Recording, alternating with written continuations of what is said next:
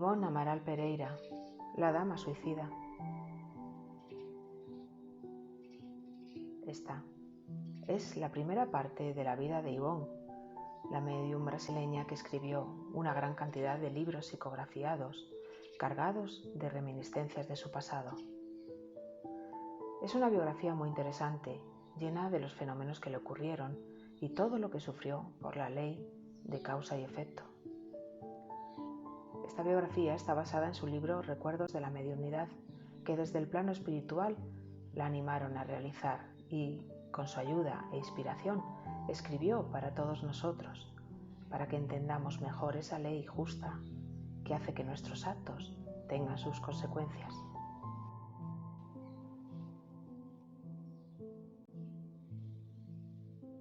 Ivonne Amaral Pereira nació en una ciudad al sur del estado de Río de Janeiro llamada Santa Teresa de Valencia, hoy conocida como Río de las Flores, el 24 de diciembre, día de Nochebuena de 1900.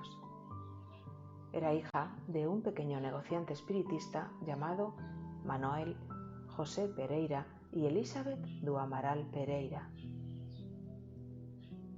Fue la segunda hija de un total de 6 hermanos. El primero de ellos era hijo de un primer matrimonio de su madre. Siendo un bebé de 29 días, durante un repentino acceso de tos, se ahogó y quedó como muerta. Durante varias horas pareció un cadáver, fría, sin pulso ni respiración. El único médico de la localidad la examinó, certificando su muerte por asfixia.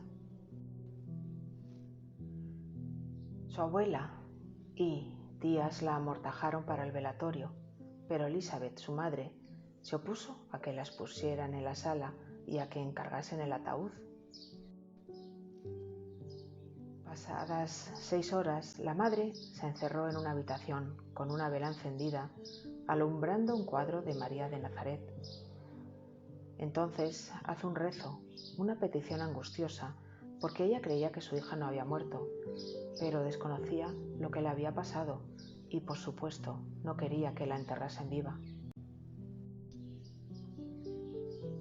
Elizabeth le ofreció la maternidad de Ivonne a la Madre de Jesús como ofrenda si la devolvía a la vida. Acercándose a su hija, Elizabeth la acarició repetidamente y la niña gritó angustiosamente, comenzando a llorar y, por supuesto, sorprendiendo a todos los presentes. Cuenta Ivonne que este episodio se narraba infinidad de veces en su familia por lo extraño y sorprendente del caso. Según le contaron su madre y su abuela paterna, con la que vivió parte de su infancia, desde que tenía 3 años ya veía y hablaba con los espíritus, pensando que eran seres humanos y no asustándose. Charles fue uno de ellos. Este espíritu había sido su padre en una existencia pasada y ella pensaba que lo seguía siendo en esta, y por tanto no reconocía a su padre biológico ni a sus familiares. Charles se convirtió en su espíritu guía y le ayudó en sus pruebas y orientó en los trabajos como espírita y medium. Ivonne veía asiduamente detalles de la época en la que vivía con Charles. Recordaba la casa, el carruaje y describía todo llorando angustiada y pedía que la llevasen de vuelta. Fijaros en lo siguiente. Cuando su abuela la bañaba, pedía el vestido de encajes negros con grandes volantes y forros de seda roja, inexistente en su casa y que jamás había visto, y pedía a su abuela que la arreglase para salir a pasear con su padre en el carruaje. Pero cuando se percataba de la situación, que no estaba en el lugar que tenía en su cabeza, le acarreaba un ataque de nervios con nostalgia. Esto y sus incipientes facultades mediúnicas le causaron muchos problemas con su familia, que la castigaba, sin entender por qué. Todas estas reminiscencias del pasado hicieron de ella una niña triste y esquiva. Ya con 9 años le pusieron un tratamiento de pases y pudo continuar su existencia más serena, junto con Charles, que la ayudó para poder soportar todas las pruebas y la inspiró para buscar las soluciones. Otra entidad que veía asiduamente era Roberto de Canalejas. Este espíritu había sido un médico español que vivió a mediados del siglo XIX. Por él sentía un profundo afecto y tenía ligaciones espirituales de atrás y deudas que saldar que le remordían la conciencia. Ella cuenta que compartían un largo pasado de amor que unía sus espíritus y lazos que la unirían en el futuro. Con 12 años, bajo la influencia de este espíritu, ella escribía literatura profana. Él la decía que la estaba preparando para futuras funciones literato-espíritas, ejerciendo una influencia poderosa en su carácter. Ivonne tuvo contactos mediúnicos con entidades como el doctor Mecerra de Meneses o Camilo Castelo Branco, que fue el protagonista de su libro Memorias de un suicida, obra espírita por la que se la conoce mundialmente. Su hogar siempre fue modesto. Su padre era espírita antes que ella naciera, y ese conocimiento doctrinario ayudó a la pequeña y a su familia en los hechos que se desarrollaron a lo largo de su infancia. Cuando tenía 8 años, se repitió el fenómeno de la muerte aparente, que a partir de los 16 años se normalizó en su vida, dando como resultado sus obras literarias que a través de la psicografía recibía del plano espiritual. Estos episodios se daban en la madrugada, por lo que las personas que estaban a su alrededor no se percataban de lo que sucedía.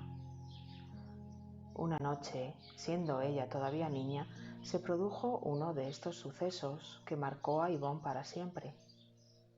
Ella cuenta que solo se percató de lo que ocurría una anciana que dormía con ellos y que había sido testigo de la aparente muerte cuando tenía un mes de vida. Esta anciana intentó despertarla sin éxito, decidiendo comenzar a orar, siendo de gran ayuda para que regresara del trance. Ella cuenta que veía cómo entraba en la iglesia, peleándose con su hermano, como pasaba de vez en cuando en edad infantil. Se encontraba delante de la imagen del Señor de los Pasos. Entonces pidió ayuda al Señor, pues su hermano la estaba aterrorizando, y la imagen, cobrando vida, bajó hacia ella con la mano extendida y le dijo bondadosamente: «Ven conmigo, hija mía, será el único recurso que tendrás para soportar los sufrimientos que te aguardan». A continuación, la imagen alcanzó su mano, no recordando nada más, pero ella nunca olvidó este sueño, suponiendo un gran consuelo para su corazón en los momentos más duros de su existencia. Ivonne tuvo su primer contacto con un libro espírita a los 8 años, que fue la novela Marieta y Estrella del médium barcelonés Daniel Suárez Artazu, escrita en 1870, que, aunque no la entendía muy bien, la leyó hasta el final, comprendiendo el fenómeno de la muerte de un personaje. Esta obra la leyó y releyó a lo largo de su existencia. Posteriormente, a los 12 años, su padre le regaló el Evangelio según el Espiritismo y el Libro de los Espíritus. Un año después, comenzó a frecuentar las sesiones mediúnicas que tanto le gustaban, ya que poseía la facultad de ver a los espíritus que se comunicaban. Estudió en la escuela primaria, pero por motivos económicos no pudo seguir estudiando, siendo una dura prueba para ella, pues le gustaba leer y estudiar. Su vida transcurrió en varios lugares. Vivió con su abuela paterna, después con sus padres en varias localidades del estado de Minas Gerais. Cuando sus padres desencarnaron, Ivonne se fue a Río de Janeiro a vivir con su hermana Amalia Pereira. En este estado, en concreto en la ciudad de Barramansa, Ivonne vivió cuando tenía 14 o 15 años y cuenta otra experiencia interesante. La familia vivía cerca del cementerio municipal. Su padre era muy disciplinado y no podía pasear o divertirse con otros jóvenes de su edad. Así que, como tenía cerca el cementerio, comenzó a pasear por las tardes entre las tumbas y leer con tranquilidad. pues se sentía bien. Allí percibía a los espíritus sufridores que seguían unidos a sus cuerpos, que se descomponían bajo la tierra. Ella los veía como personas normales, muy reales, y nunca tuvo miedo, incluso los invitaba a orar con ella y les decía que confiasen en el amor de Dios. En ciertas ocasiones ella presentía la entidad de Roberto y sufría una angustia insoportable, igual a la que sentía durante los desprendimientos del espíritu cuando volvía al pasado. Entonces buscaba en el cementerio la inexistente tumba de Roberto, llamándole por su nombre, siendo ajena, consciente de los extraños que estaban alrededor. Este fenómeno le pasó varias veces y nunca supo qué era y qué lo provocaba, pero pensaba que sería parecido a lo que había sentido en el pasado, cuando por una conciencia culpable se suicidó. Después de que su madre buscara ayuda en el centro espírita de la localidad, Roberto se insinuó menos y estuvo 4 años tranquila. Estos incidentes le hicieron que se diera cuenta de las grandes responsabilidades que había acarreado en otras vidas. A partir de los 16 años comienza a recibir, a través de los trances que sufre, los romances, crónicas y relatos que publicó a lo largo de su existencia. Como vemos, estos trances son constantes. En muchas ocasiones veía a Roberto, que la llevaba a un lugar desconocido y después desaparecía. Era entonces cuando revivía los dramas que había provocado en una vida anterior. En esas visiones, Yvonne recordaba la muerte de Roberto, su esposo, y de un niño, y ella se acusaba de la muerte de ambos. Visitaba un mausoleo familiar en Lisboa, donde ella oraba.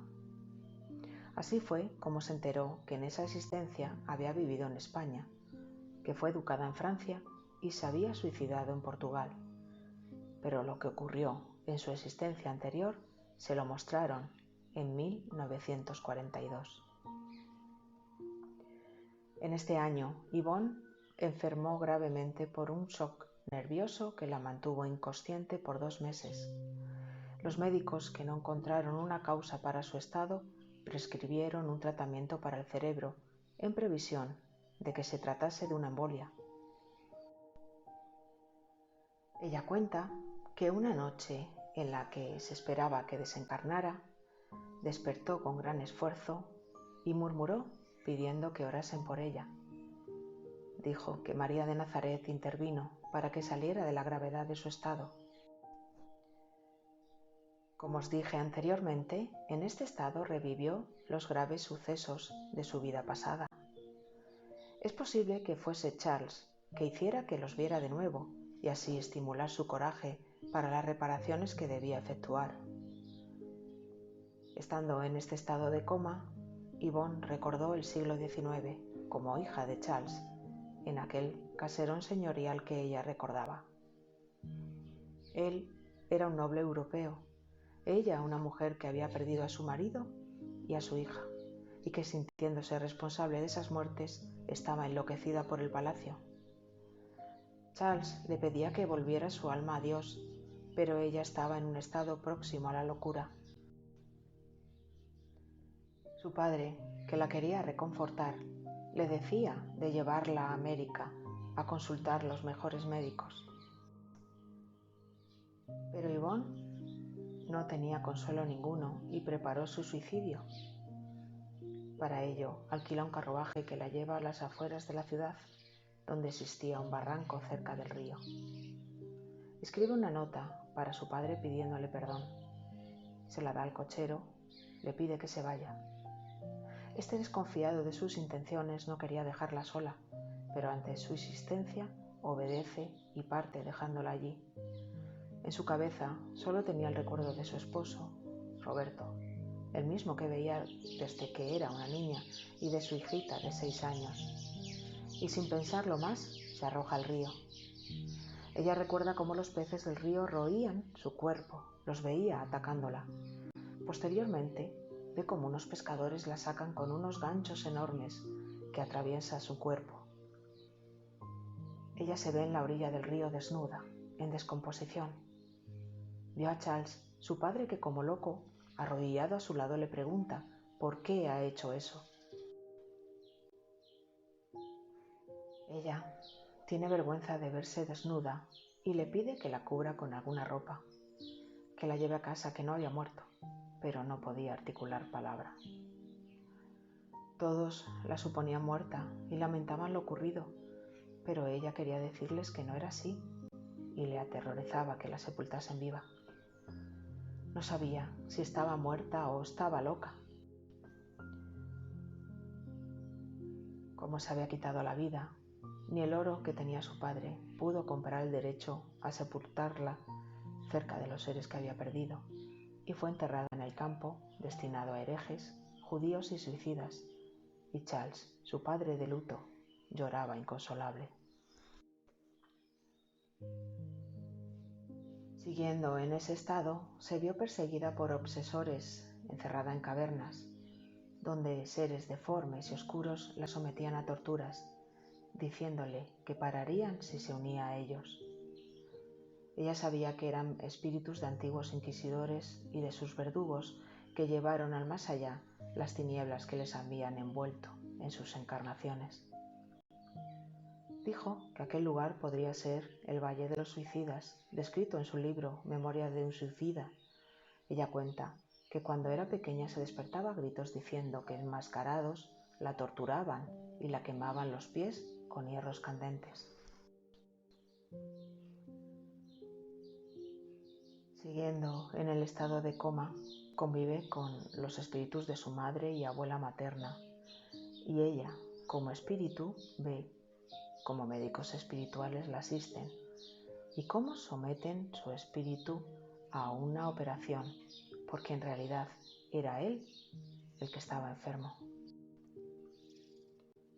Su espíritu ve cómo los enfermeros del plano espiritual administraban medicamentos a su periespíritu, sintiendo incluso el sabor amargo de ellos y sintiendo una extraordinaria afinidad del periespíritu con el cuerpo, lo que nos demuestra que existe una intensa comunicación electromagnética entre ambos. El médico que se presentó para atenderla fue el doctor Carlos de Canalejas, uno de los personajes de Memorias de un Suicida. Este le mostró en la operación realizada a su periespíritu que a la altura del corazón unas fibras luminosas se rompieron por el dolor moral que Yvonne soportó. En este lugar ella tenía dolores físicos, pero el médico terrestre no encontraba afección alguna. En cambio, con el tratamiento y la operación, los hilos se volvieron a unir. Durante este estado de inconsciencia, perdió el recuerdo de su actual personalidad y en las ocasiones que pudo hablar se reconocía como la hija de Charles, la personalidad de su última existencia. En una ocasión pidió una pluma y se puso a escribir. Ella recuerda que se veía en una biblioteca con muebles de estilo manuelino, recibiendo un dictado de Charles, muy triste, que vestía como un noble del siglo XVI, época en la que vivió en Francia y fue sacrificado en la célebre matanza de los hugonotes. El dictado era un mensaje explicándole los errores cometidos en otro tiempo y suplicándola que se entregara al camino de Jesús, que había reencarnado para eso. En el texto le dice que ya se unieron en Egipto, en Persia, Roma, en la Edad Media, en el Renacimiento, en el siglo de los filósofos y finalmente en el siglo XX, cuando se quita la vida. Cuando terminó de escribir, volvió al estado de coma sin pronunciar una sola palabra. En el trance también recordó una existencia anterior en la que era una gitana que bailaba por las calles de Sevilla, Toledo y Madrid, para morir en la miseria cerca de un palacio que rondaba con ansiedad y amargura, y donde poco después reencarnaría como hija de Charles, pues era su residencia. Muchas gracias.